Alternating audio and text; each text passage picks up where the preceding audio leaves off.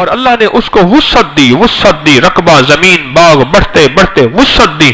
یہ اسی کا نظام ہے. رب کو دینے والا ہمیشہ پاتا ہے، اور دوسروں کی جیبوں پہ نظر رکھنے والا اور ہمیشہ کھانے والا وہ ہمیشہ بھوکا رہتا ہے.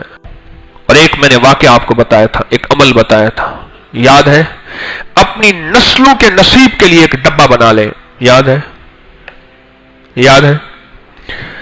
ایک ڈبہ بنائیں، اس میں روزانہ جتنا نوٹ ڈالیں، رمضان میں وہ کھولیں تاکہ ثواب 70 گنا بڑھ جائے، اور اس کو اللہ کے لیے صدقہ کر دیں، ضرورت مندوں کو دیں، ایسے جنہوں نے روزے رکھنے ہوں یا غریب ہوں یا جن کی عید اچھی ہو جائے ان کو دیں. پھر اس ڈبے کو بند کر دیں، روز اس میں ڈالیں. جیسے جو ہے وہ آج کل کمیٹیاں ڈالتے ہیں، روز ڈالیں اور پھر اس کو بند کر دیں اور پھر اس کو دے دیں. بڑی عجیب واقعات میں نے اس وقت آپ کو سنائے تھے. بڑی نسلیں پل جاتی ہیں، برکتوں کے دروازے اللہ کھول دیتا ہے. میں مانسیرا، بالا کوٹ، ناران، کاغان جانا ہوتا ہے. یہ جو 2005 کا زلزلہ تھا، 6 کا 5 کا 2005 کے زلزلے میں ایک صاحب مجھے ملے، اسی زلزلے کے متاثر تھے، زلزلے سے متاثر تھے. مجھے کہنے لگے کہ شاید میں ان چند لوگوں میں سے ہوں جنہوں نے باہر کی امداد نہیں لی اور مجھے ضرورت بھی نہیں پڑی، اور صرف میرا ایک کمرہ جو ہے یہ گرا ہے، باقی محفوظ رہے ہیں. اور کہا کہ یہ ایک کمرہ بھی میری کسی کوتاہی کی وجہ سے گرا ہے، یہ بھی نہیں گرنا تھا. اور کہا کہ میں نے ہمیشہ نوٹ دیواروں پہ پھیرے، بدن پہ پھیرے، بچوں کے کپڑوں پہ پھیرے اور اللہ کے راہوں میں دیے اور ضرورت مندوں کو تلاش کیا. اچھا، یہ وہ بندہ تھا جس نے میرا درس نہیں سنا تھا، اس کے پاس خود یہ عمل تھا. یعنی میرے درس سننے کی وجہ سے اس نے یہ عمل نہیں کیا تھا، میں اس کا عمل بتا رہا ہوں. کہنے لگے میرا گھر، میری ہر چیز محفوظ رہے. اور ساتھ ایک اور صاحب بیٹھے تھے، کہنے لگے ہم 3 دن بھوکے رہے. آخر کار ایک جگہ ہمیں سوراخ میں سے نظر آیا تو آٹے کا ٹین دبا ہوا تھا، اس میں ہاتھ مار مار کے ہم آٹا نکالتے تھے اور پانی میں گھول گھول کے پی جاتے تھے. وہ ہمارے لیے اتنی اعلیٰ خوراک تھی. 3 دن کے بعد ہمیں جا کے کوئی ہیلی کاپٹروں کے ذریعے وغیرہ خوراک ملی. اور وہ کہتا ہے کہ میں بالکل رہا، کیوں؟ حالات آئے لیکن اللہ کے لیے دیتا رہا. میرے اللہ نے مجھے زلزلہ تو دکھایا، پر زلزلے کے حالات، مشکلات اور فقر اور فاقہ اور غربت اور تنگ دستی یا مجھے مالدار بڑوں کو بھکاری بنا دیا. میں زلزلے کے دنوں میں F-10-4 اسلام آباد میں پریکٹس کرتا تھا. ایک بنگلہ تھا، اس میں میں ٹائم دیتا تھا. میری آنکھوں نے دیکھا ہے ایک خاتون 2 خواتین لائی، کہنے لگے ان کو جوتا میں نے لا کے دیا، کپڑے میں نے لا کے دیے.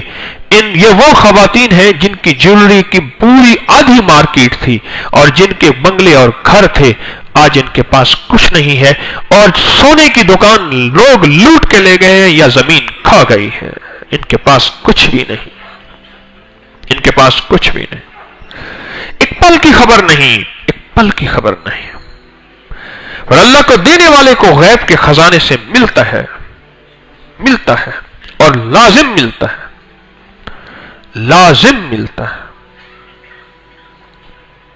آپ کسی بیماری میں ہیں، کسی دکھ میں ہیں، کسی تکلیف میں ہیں اور کوئی ایسا مسئلہ ہے جو حل نہیں ہوتا، اللہ کے لیے صدقہ کرنا شروع کر دیں.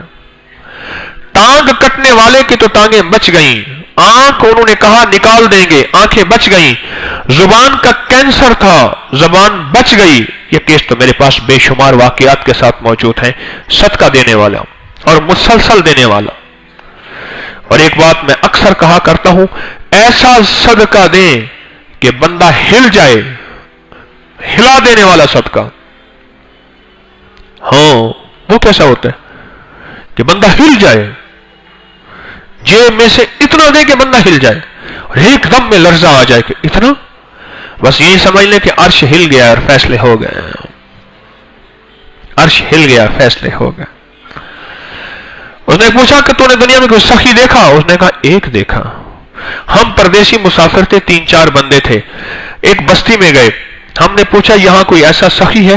اس نے کہا وہاں ہے، وہ خیمے لگے ہوئے ہیں، وہ ہے۔ ہم نے کہا خیمے لگے ہوئے ہیں، یہ کیسا ہوگا؟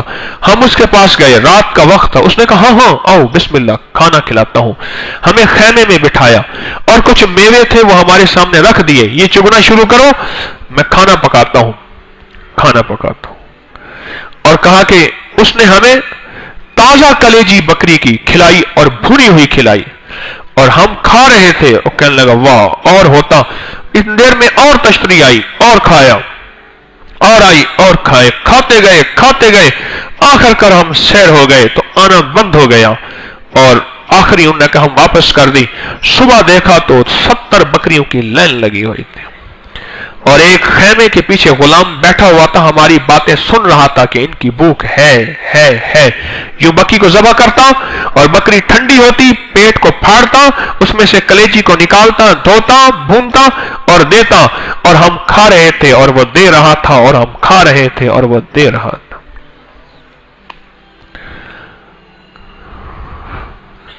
آج میں کہہ رہا ہوں کہ میرے پردادا کے باغ کو صدی ہو گئی ہے، 2018 کو، یہ اللہ دکھا رہا ہے، اللہ کو دینے والے کی نسلیں ایسے پلتی ہیں۔ 1-2 نسلوں کے بعد تو ٹوٹے ہو جاتے ہیں، جائیدادیں نہیں ہوتی، 1-2 نسلوں کے بعد تو جائیدادیں ختم ہو جاتی ہیں، بالکل ختم ہو جاتی ہیں۔ کوئی قسمت والے کے پاس باپ دادا کی پردادا کی جائیداد رہتی، قسمت والے کے پاس۔ آپ کی آنکھوں کے سامنے میں آپ کو اپنا واقعہ بتا رہا ہوں، اور ساتھ یہ بھی بتا رہا ہوں، اس میں میرا گمان ہے، نہ میرا خیال، نہ میرے بھائی کا، نہ ابا کا، والد صاحب رحمت اللہ علیہ کا، نہ دادا پردادا کا، وہ اللہ کو جو دینے کا نظام ہے اس کا گمان ہے، اس کا خیال ہے کہ وہ عشر اور زکوٰۃ انہوں نے پوری دی، کسی کا پانی نہیں لگایا، کسی کا حق نہیں کھایا، اور اللہ نے اس کو وسعت دی، رقبہ زمین باغ بڑھتے وسعت دی۔ یہ اسی کا نظام ہے۔ رب کو دینے والا ہمیشہ پاتا ہے، اور دوسروں کی جیبوں پہ نظر رکھنے والا اور ہمیشہ کھانے والا، وہ ہمیشہ بھوکا رہتا ہے، منگتا رہتا ہے۔ بیماریوں کا علاج صدقوں سے کریں، روگوں کا علاج صدقے سے کریں۔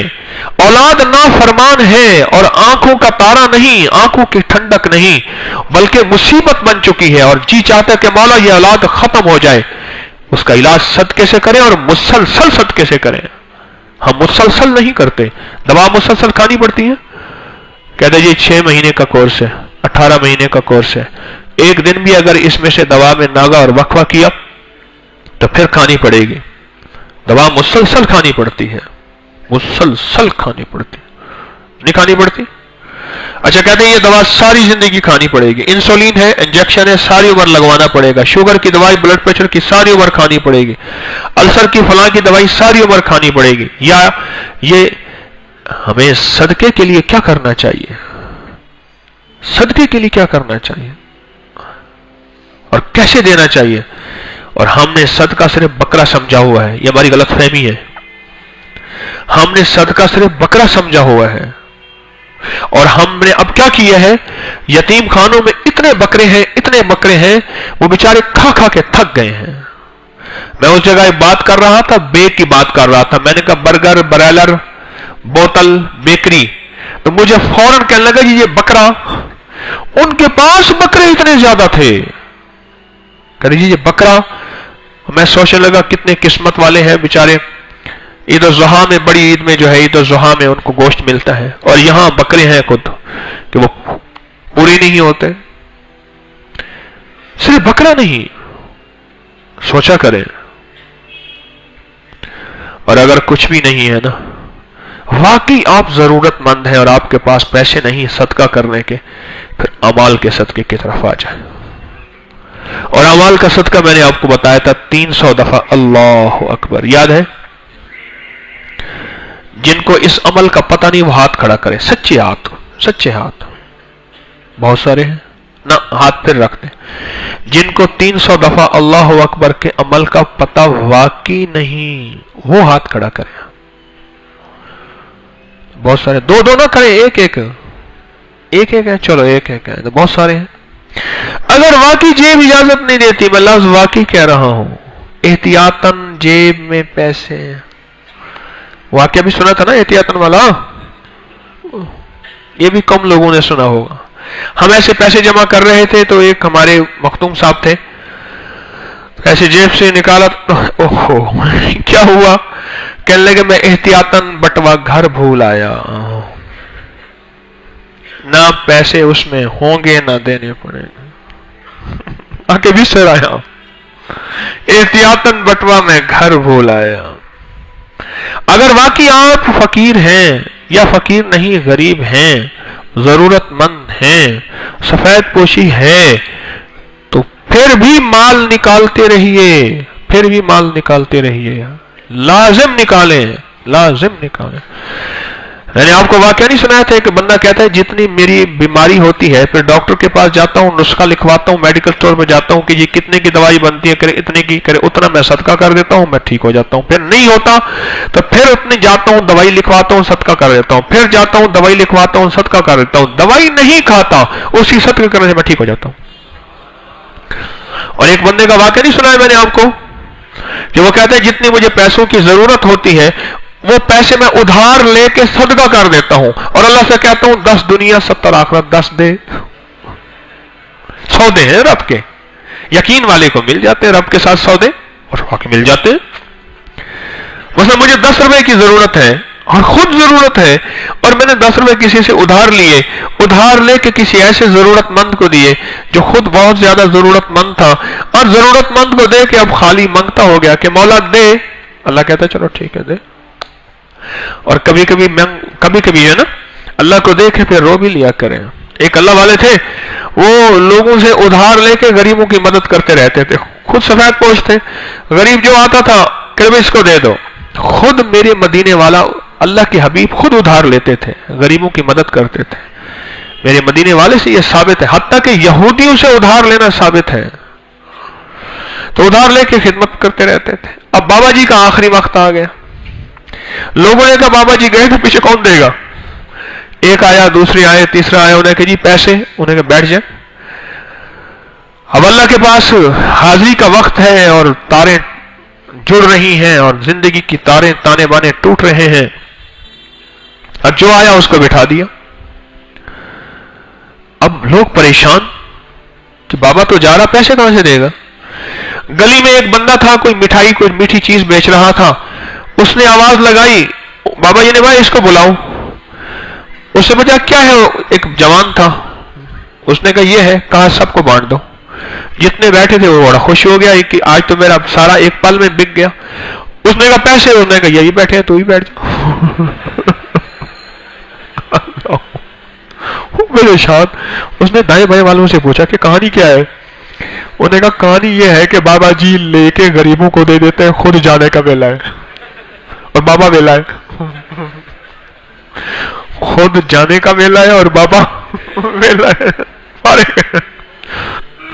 न मिल्क मुल्क अते माल दे, ना जाल दे, ना बाल दे, हर दम खुदा ही ख्याल दे, गुम कर गुमा या करूं रहे। वाह खाजा वाह सदा जी में लख थे। उठ यार फरीद थी शादवल, मूछा को ना कर यादवल, ए झोंका थिसन आबादवल। अब बच्चे ने सुना, उस जवान ने, उसने कहा ये क्या कहानी। उन्हें बाबा कहानी तो ये है। परेशान, मैं क्या करूंगा, कैसे आऊंगा। और थोड़ी देर के बाद रोना शुरू हो गया और रोता रोना शुरू हो गया। उस पैसे दे मेरे। उन्हें बाबा कह रहे बैठ जा, पैसे मिल जाएंगे। वो कहते बैठ जा, मिल जाएंगे मिल जाएंगे। और दूसरे कहने लगे बाबा हमारे पैसे भी हैं। बाबा कहते हैं मिल जाएंगे, कहां से देगा, इसे घर में तो फूटी कोड़ी नहीं है, खुद भूखा है बाबा, इसके पेट में रोटी नहीं है, अल्लाह के पास जा रहा है। बस उसका रोना था। रोते रोते रोते थोड़ी देर में दरवाजा खटखटाया और बाबा जी के पास एक थाल भरा हुआ अशरफियों का हदिया आया कि जी फलां ने हजरत आपकी खिदमत में भेजा है, कबूल फरमाएं। आपने फरमाया सबको जिसका जितना हिस्सा है ले लो ले लो, और उस मिठाई उससे बाद तो भी ले लो। जब जाने लगे सबको बुलाया और एक बात कही सिर्फ, जो मेरी आपकी जिंदगी का सबक है कि मांगने वाले सारे थे, रोने वाला कोई नहीं था। एक रोने वाला आया, सबको मिल गया। अल्लाह के लिए खर्च करना माल, और उसका मैंने समरा देखा है, उसका मैंने सिला देखा है, उसका मैंने रिजल्ट देखा है। अब अपनी नस्लों के लिए माल खर्च करें, इस नीयत से कि सही इनको किसी इल्लत में न डाल देना।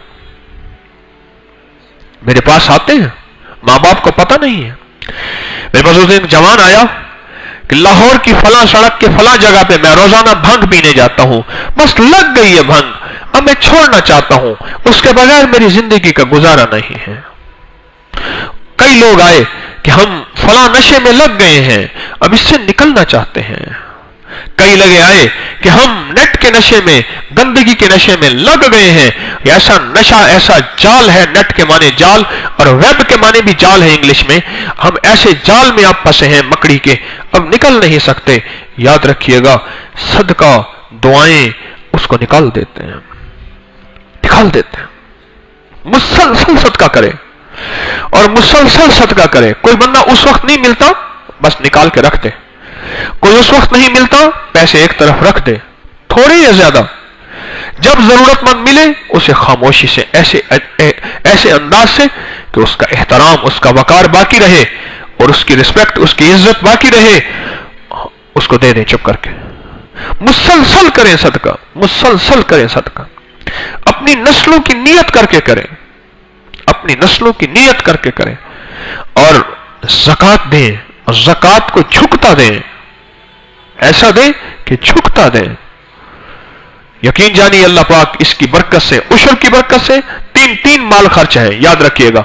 एक उशर, अगर आप में कोई जिम्मेदार है तो, जिम्मेदार नहीं, ताजर है या घरदार है, अपने माल के बारे में पूछे, मुझे ज़कात लगती है। जिंदगी में एक सबक बहुत अहम है, जिन लोगों पे ज़कात जो देने वाले थे और उन्होंने सदकात और ज़कात लेने शुरू कर दिए, मैंने तारीख ने, अकाबिर के वाकयात ने, अल्लाह वालों के वाकयात ने उनको हमेशा मसाइल, मुश्किलात और परेशानियों में खुलते और कुटते और कटते देखा है। उनकी नस्लों में खून रेजी, मुकद्दमात और लूले लंगड़े, बीमारियां, तकलीफें, परेशानियों में देखा है। जो देने वाले थे खुद लेने वाले बन गए, जो लेने वाले थे खुद लेने वाले बन गए। एक वाकया सुनाता हूं, अजब वाकया। यह वाकया मेरा नहीं है, मैंने कहीं पढ़ा है। अपने वाकये भी मुशाहिदे अर्ज करता हूं आपको। निजाम हैदराबाद, दक्कन के जो बादशाह था उसे निजाम हैदराबाद कहते थे, उनका ये खिताब था,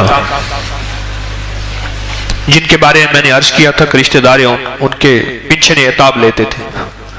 उसका लफ्ज है पिंचने, पिंचने एताब। गालियां भी देते थे और पैसे भी लेते थे, उसे पिंचने एताब कहते थे। उनको एक मसला दरपेश हो गया और वाइसराय से हुआ। उस दौर का बड़ा बादशाह वाइसराय था। जब ताज का मसला होता था, खास तौर पे कि बादशाह के मरने के बाद ताज किसके सर हो, तो यहां बहुत बड़ा मसला होता था। रियासत बहावलपुर का एक मसला हुआ था, बादशाह का, ताज का। तो फिर अंग्रेज ने उस मसले को हल किया था। बहावलपुर के बादशाह को यह जागीर दी थी जहां आज आप बैठे हैं, इसलिए यहां बहावलपुर रोड है सामने, और GR2 सामने बहावलपुर हाउस है। ये बहावलपुर रोड है ना सामने, बहावलपुर रोड है, उसी की वजह से 1861 में वो फौत हुए नवाब साहब। और यहां लिटन रोड है सामने, लिटन रोड पे हमदर्द हाल है, हमदर्द सेंटर है। हमदर्द सेंटर से साथ टीपा का दफ्तर है, उसी के साथ मस्जिद के अंदर उनका मकबरा है, शाही मकबरा है, उस दौर का, अब भी बना हुआ है। उसका गुंबद तो उन्होंने गिरा दिया। और खुशकिस्मत नवाब यह है कि उसके मकबरे के ऊपर बच्चे कुरान बैठे पढ़ रहे हैं। लेंटर डाल दिया, मस्जिद है, मदरसा है, अल्लाह वाले वहां होते हैं। नवाब सादत यार खान उसका नाम था। 13 डाचियां थी जिसपे उसका खजाना था, वो यहां आया था। बाकी सामान तो इलादा था। वहां के रिश्तेदार कहने लगे उनके कि मैंने ये जो بیوروکریٹ ہے کامران لاشاری، لاہور میں اکثر وہ کسی عہدوں میں رہتا ہے. کہنے لگا میں نے اس کو کہا کہ تمہارے خاندان وہیں سے نواب کی خدمت گزار بن کے آیا تھا، اور ان کے والد کی اب بھی قبر عبد المجید خان کی یہاں سعدی پارک میں ہے، شیخ سعدی رحمت اللہ علیہ کا مزار ہے اس کے ساتھ، اور وہ یہی اقتدار کا جھگڑا تھا.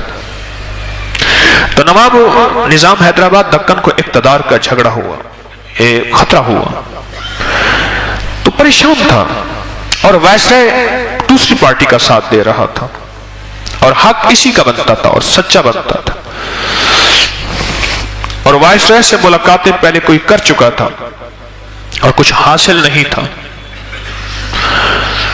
اسے پتہ چلا کہ ہمارے خاندان میں ایک نقش ہے اور جو نسل در نسل چلا آ رہا ہے، اور ہرن کی کھال پہ لکھا ہوا ہے. پہلے جو تعویذ لکھے جاتے تھے ہرن کی کھال پہ لکھے جاتے تھے، ہرن کی کھال پہ، اور ملتی کہاں سے تھی؟ وراق، جو ورق کوٹنے والے ہیں، ورق کوٹنے والے، یہ چاندی کے ورق ہوتے ہیں نا، سونے کے ورق، چاندی کے ورق، یہ چاندی کا ورق ہرن کی کھال میں کوٹا جاتا ہے. ہرن کی کھال اتنی سخت ہوتی ہے، ہتھوڑوں کی ضرب سے اس کو کچھ نہیں ہوتا، چاندی کی پتری کو ورق بنا دیتی ہے، اور ورق ایسا ہوتا ہے انگلی لگاؤ انگلی میں گم ہو جاتا ہے چاندی کا اصلی ورق ایسے انگلی میں ایسے ملے انگلی کے اندر جذب اور گم ہو جاتا ہے.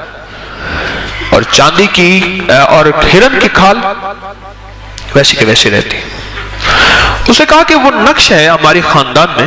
اب میں اس تعویذ کے فائدے بتا رہا ہوں جس کے لیے آج ہم نے قبولیت کی دعا مانگی ہے. انشاءاللہ لکھ کے لائے ہیں نا؟ اچھا انشاءاللہ پوری دنیا میں بھی لوگ لکھ کے بیٹھے ہوں گے. اللہ پاک ہماری آواز پہنچا رہا ملک میں. تو وہ کہنے لگے کہ وہ تعویذ ہے، اس تعویذ کو جو بندہ یقین سے لے کر جائے اپنے ساتھ رکھے اس کا ہر کام ہو جاتا ہے. کیونکہ جب بادشاہ اور تخت اور تاج اور ہیرے زمرد اور جواہر اور لال یہ چیزیں دولتیں زیادہ آ جائیں پھر ان چیزوں پہ یقین نہیں ہوتا. جب بے بسی بڑھ جاتی ہے پھر یقین آ جاتا ہے. سچ ہے؟ جب بے بسی آتی ہے نا ان چیزوں پہ پھر یقین آتا ہے. جب بے بسی نہیں ہوتی، دولت، تخت، تاج، اقتدار ہوتا ہے، پھر ان چیزوں کو ڈھکوسلے سمجھا جاتا ہے. میں ڈھکوسلے بھی سمجھتا ہوں، ڈھکوسلے بھی ہوتے ہیں. اس دور کے ڈھکوسلے آج سے 1000 سال پہلے، 1010 صدیاں پہلے حضرت پیر علی حجویری رحمت اللہ علیہ نے اپنی کتاب کشف المحجوب میں لکھ دیے ہیں. اس دور کے پیروں کے ڈھکوسلے 1000 سال پہلے بھی پیروں کے ڈھکوسلے تھے. حیران کن بات ہے، 1000 سال پہلے بھی پیروں کے ڈھکوسلے تھے. کشف المحجوب حضرت پیر علی حجویری المعلوف داتا صاحب رحمت اللہ علیہ نے اپنی کتاب میں لکھا ہے. یہ ساری چیز لکھی ہیں. لیکن جب انسان بے بس ہوتا ہے پھر اس میں پھر حقائق اس کو نظر آتے ہیں کہ یہ حقیقتیں ہیں. جب بے بس نہیں ہوتا پھر حقیقتیں بھی ڈھکوسلے نظر آتی ہیں. میرے پاس کئی لوگ آتے ہیں مجبور ہوئے تو تسبیح خانے کے معمولات، وظائف اور تسبیحات کی قدر ہوئی، اور مجبور نہیں تھے تو وہی مذاق اڑاتے تھے. اور ایسے لوگ بھی بے قدرے آتے ہیں جب کام بن گیا تو پھر تسبیح اور تسبیح خانہ چھوڑ دیا. ایسے لوگ بھی آتے ہیں اور پھر جب جھٹکا لگا پھر تسبیح خانے کی طرف آئے. تو کہنے لگے اس رشتہ دار کے پاس خود چل کے گئے رات کی تنہائیوں میں چپکے سے. کہنے لگے سنا ہے کوئی تعویذ ہے آپ کے پاس؟ کہنے لگے ہاں ہے، ہمارے خاندان سے چلا آ رہا ہے، اور خاندان میں یہ ریت روایت مشہور ہے کہ اس کو انہوں نے کپڑے میں لپیٹا ہوا ہے. جو بندہ اس کو جس مقصد کے لیے لے کے جاتا ہے اس کا مقصد پورا ہو جاتا ہے. تخت کا بادشاہ، تاجوں کا بادشاہ آج بے بس ہے، اور اسے اپنا تخت ہلتا اور چھنتا نظر آ رہا. بس اس تخت کے بادشاہ نے وہ تعویذ لیا اور انہوں نے کہا کہ یہ قابل واپسی ہے. اب بادشاہ آپ سے لے گا کون؟ پہلے عہد و پیمان ہوئے، لیکن میں آپ کو جیسے لیا ہے خود واپس کر کے جاؤں گا. بس آپ دعا کریں میرا کام ہو جائے۔ تو جو ان کے خاندان کے بوڑھے بڑے تھے انہوں نے کہا کہ میں دعا نہیں کروں گا، یہ تعویذ تیرے لیے دعا کرے گا، لیکن یقین سے لے کے جانا، ادب سے قدردانی سے لے کے جانا، اگر بے یقینی سے لے کر گیا یہ تعویذ تیرے لیے خدا نہ خواستہ بد دعا نہ کر دیں۔ یہ الفاظ ہیں، کوئی حوالہ دیکھنا چاہے اس کو حوالہ بھی دکھاؤں گا جہاں میں نے پڑھا ہے۔ تعویذ لے کر گیا، دوسری پارٹی کے پاس مضبوط دلائل تھے اور کئی ریاستوں کے نواب انہوں نے اکٹھے کر کے لائے ہوئے تھے کہ جناب اس کا حق بنتا ہے، اور ایسے ایسے نواب لائے ہوئے تھے جن کے نوابوں کی آج تک وائس رائے نے سفارش رد ہی نہیں کی۔ ان میں نواب بہاولپور بھی تھے کہ وہ بندے تھے جن کی سفارشیں آج تک رد نہیں ہوئی۔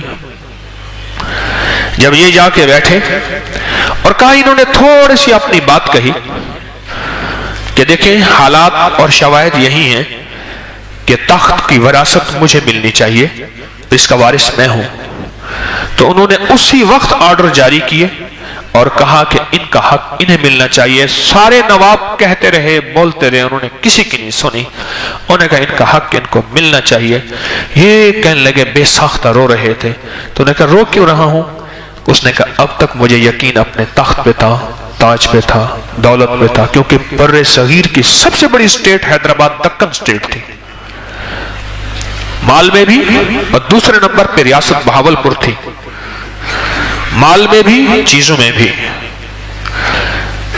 ایک مجھے ایس ایچ او کا ڈرائیور ہے، اب بھی آتا ہے، اسی تھانے میں تھا، کہنے لگا کہ چوری محل کی ہم نے چوری جا کے پکڑی، تو اس سے جو برآمدی ہوئی وہ نل کے ٹوٹیاں برآمد ہوئی، محل کی ٹوٹیاں بھی سونے کی تھی، وہ برآمد ہوئی، اس نے اتاری تھی، چوری کی تھی۔ کہا میرے آنسو اس لیے ہیں کہ آج تک اپنی دولت، اپنے اقتدار کے بھروسے پہ رہا، رب نے بے بس کر کے دکھا دیا، اور رب نے اپنے نام کی برکتوں سے آج میرے کیس یہ مجھے جتوایا ہے۔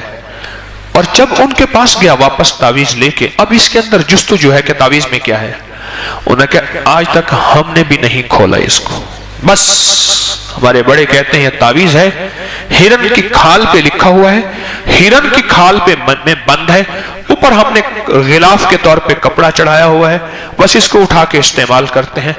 اب بادشاہ کو اقتدار مل چکا تھا، کچھ انداز بھی بدل گئے تھے، یا پھر میں سمجھتا ہوں ہم جیسے لوگوں کے لیے اللہ نے راضی کھولنا تھا، اگر نہ ہی کھلتا تو وہ نسل در نسل تعویذ چلتا رہتا، تو ہم جیسے بندوں کے لیے اللہ راز کیسے کھولتا؟ یہ اللہ کا کوئی نظام ہے؟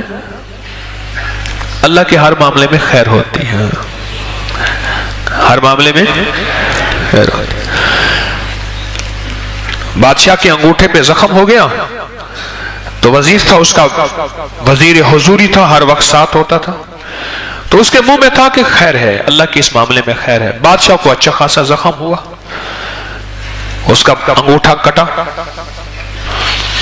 تو اسے غصہ آ گیا، اس نے کہا اس کو قید کر دو۔ جب اس نے کہا نا قید کر دو، اس نے کہا اس میں بھی خیر ہوگی، اچھا میرے ہر حکم میں خیر، اس کو عمر قید ڈال دو، کہہ رہا اس میں بھی خیر ہوگی۔ بادشاہ اٹھا اور شکار کے لیے نکلا، جب شکار کے لیے نکلا تو چلتے چلاتے جدا ہو گیا، اور ایک ایسی جگہ گیا جہاں تنہا ہو گیا، وحشی قبائل تھے، انہوں نے پکڑ لیا اور پکڑ کے ناچنے لگے، اور ہر طرف خنجر لے کے، تلواریں لے کے کھڑے ہو گئے۔ اس دن ان کی دیوی کے اوپر انہوں نے ایک بندہ بھیڑ چڑھانا تھا، اور اس جیسا تر و تازہ، خوبصورت، صحت مند، پلا ہوا بندہ بادشاہ، وہ انہوں نے کہا یہ بندہ بہترین ہے، اور اس کو بھیڑ چڑھانا تھا۔